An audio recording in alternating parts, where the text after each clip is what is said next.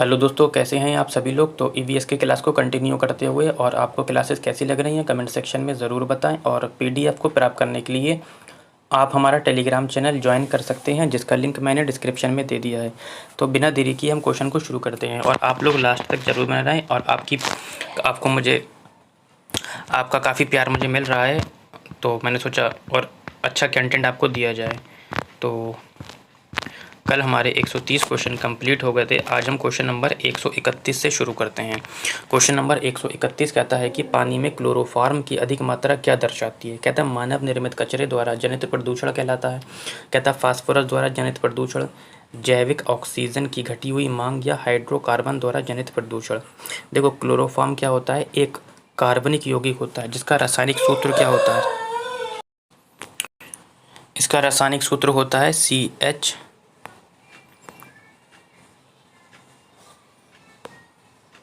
CHCl3।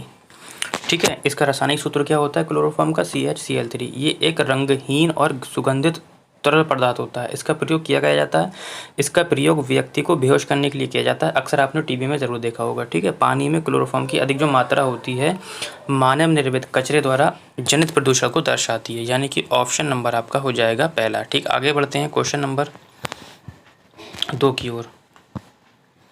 और question number 2 कहता है कि पेट्रोलियम से कौन से उत्पाद प्राप्त होते हैं। कहता है पेट्रोलियम से केरोसिन मिलता है, डीजल मिलता है, मोम मिलता है, या ये सभी मिलता है। देखो प्राकृतिक रूप से पाए जाने वाले पेट्रोलियम को हम क्या बोलते हैं, अपरिष्कृत तेल बोलते हैं। अपरिष्कृत तेल जो काले रंग का गाढ़ा द्रव यानी कि बदबूदार होता है, ज़मीन के नीचे से निकाला जाता है। इससे प्रभाजी उपसवन विधि द्वारा, कौन सी विधि द्वारा, प्रभाजी उपसवन विधि द्वारा केरोसिन, डीजल, मोम, प्राकृतिक गैस, तारकोल एवं ग्रीस आदि उत्पाद प्राप्त होते हैं। तो क्या क्या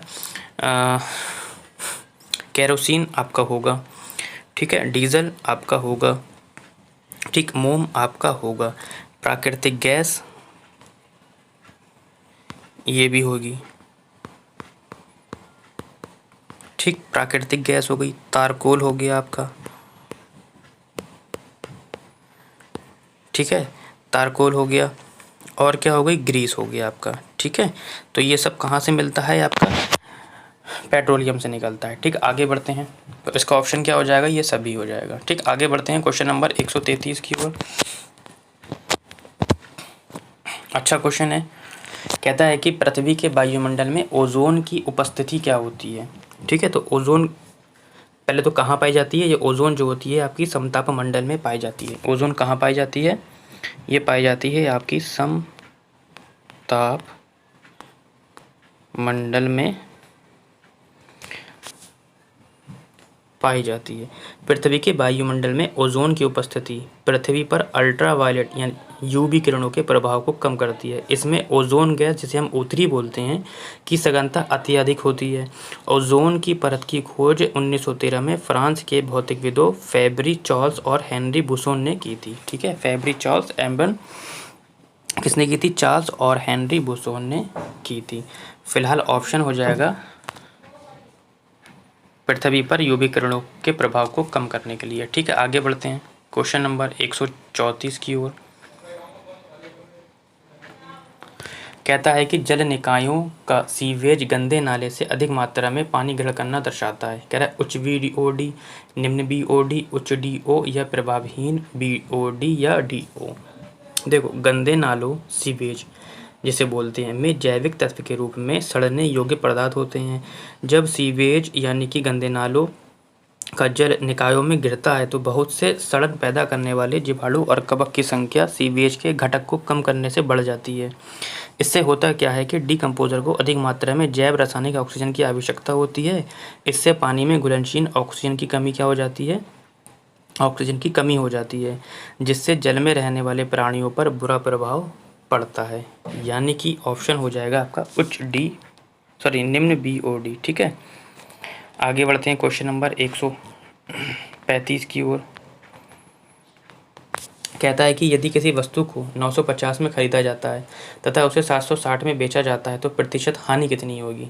अब आप लोग सोचते होंगे कि ये मैथ का क्वेश्चन इसमें कैसे आ गया है ना, कोई दिक्कत नहीं, आप लोग कर लीजिए।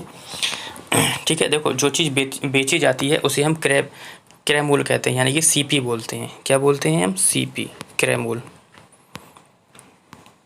कितने में बेची? 950 में। खरीदने वाली चीज़ को हम क्या बोलते हैं? विक्रय मूल्य, यानी कि एसपी बोलते हैं। तो खरीदी कितनी है? 760 रुपये में खरीदी है। कह रहा है हानि कितनी हुई है, तो पहले हानि निकाल लो। लॉस कितना हुआ है? खरीदी 950 की, बेची 760 की, तो लॉस हुआ आपका 190 का लॉस हुआ। तो फॉर्मूला क्या होता है? लॉस अपॉन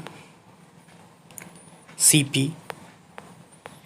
देखो हानि और लाभ हमेशा किस पर होता है? क्रय मूल्य पर ही होता है ना, गुणे 100। ठीक है, तो 190 और सीपी 950, इसको आप सॉल्व करोगे तो आपका आ जाएगा 20%। कितना आ जाएगा? 20% आ जाएगा। चाहे तो आप काट लीजिए। ठीक है, 0 से 0 खत्म, 19 पंजे 95, 5 दूनी 10, 20 आ गया, 20% आ जाएगा। ठीक, आगे बढ़ते हैं। क्वेश्चन नंबर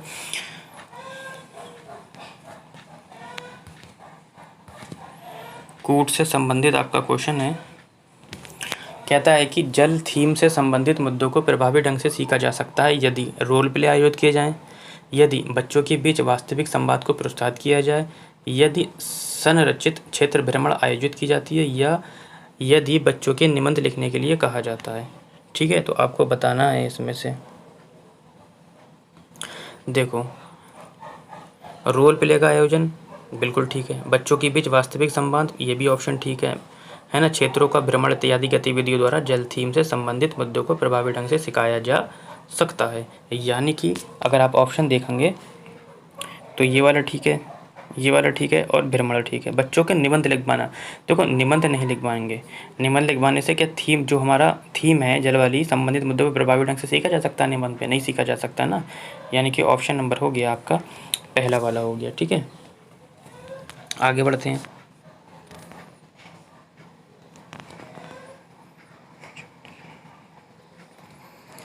कहता है कि एक ईवीएस शिक्षिका अपने विद्यार्थियों में मानचित्र कौशल को मन में बैठाने के लिए निम्न क्रियाकलापों में से किनको करने के लिए कहेगी।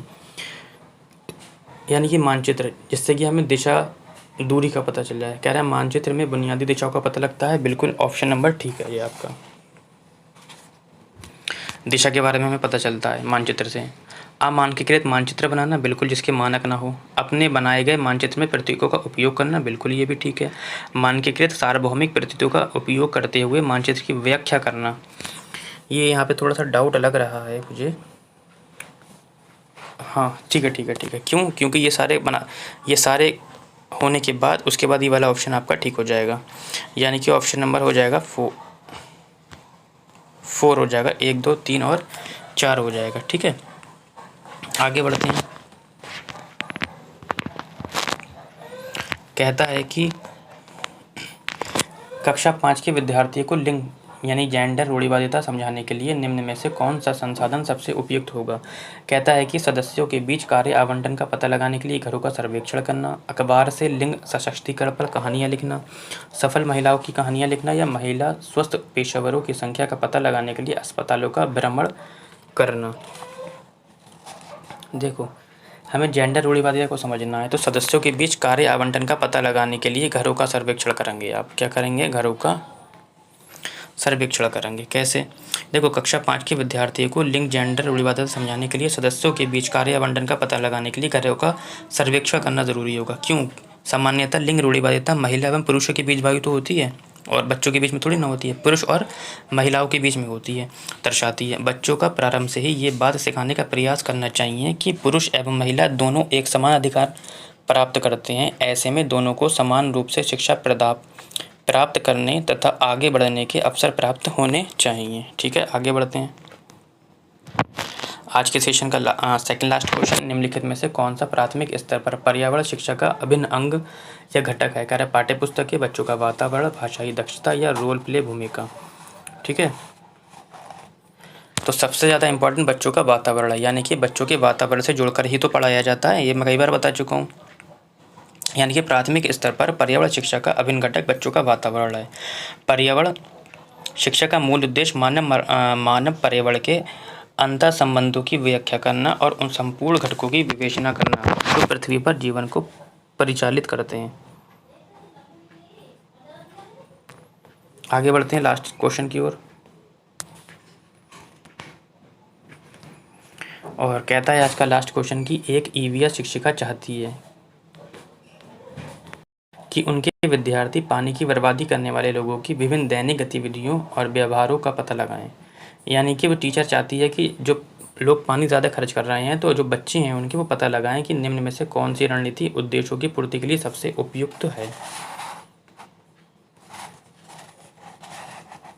कहता है जल से संबंधित वृत्त चित्र और फिल्में दिखाएं। एक नाले पानी की निकासी का भ्रमण करना, पड़ोस में परिवारों से बातचीत करना या प्रतिदिन एक परिवार द्वारा उपयोग किए गए पानी की मात्रा का अनुमान लगाना। देखो, एक ईवीएस शिक्षिका चाहती है कि उसके विद्यार्थी पानी की बर्बादी करने वाले लोगों की विभिन्न दैनिक गतिविधियों एवं व्यवहारों का पता लगाएं। इस उद्देश्य के लिए महत्वपूर्ण रणनीति क्या होगी? प्रतिदिन परिवार का उपयोग किए गए पानी की मात्रा का अनुमान लगाना, है ना। यही तो सबसे बेहतर ऑप्शन होगा, सबसे उपयुक्त होगा।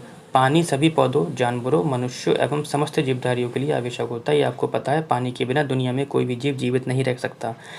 इसका मतलब ये नहीं है कि पानी हम बहुत बहाएंगे। जीवन में पानी केवल पीने के लिए ही नहीं अपितु दैनिक गतिविधियों में भी उपयोग होता है। लेकिन इसका मतलब ये नहीं है कि दैनिक गतिविधियों में जो उपयोग हो रहा है उसकी बर्बादी की जाए। ठीक है, तो आज के लिए इतना ही।